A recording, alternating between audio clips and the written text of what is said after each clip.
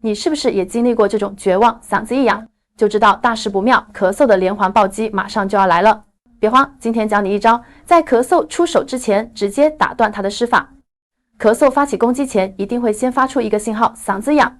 不管是喝水呛到、说话太多、大笑、吼叫，还是咽喉有炎症，只要痒的信号一出，咳嗽就已经进入预备倒计时。这时只要你做对一件事，就能成功逆转战局。药店里常见的复方甘草片正是这时候的关键先生，它在咳嗽还没完全形成时，能有效抑制咽喉的痒感。你含住一片，虽然味道有点上头，但很快嗓子就不痒了。嗓子不痒，你就不会想用咳嗽的痛去掩盖嗓子痒。这样一来，咳嗽的进攻节奏被彻底打乱，你也就成功避免了后续的咳嗽酷刑。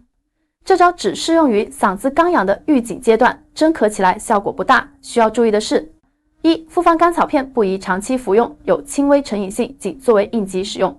二、如果是炎症引起的，虽然能暂时止痒，但病根还在，该看医生还得看。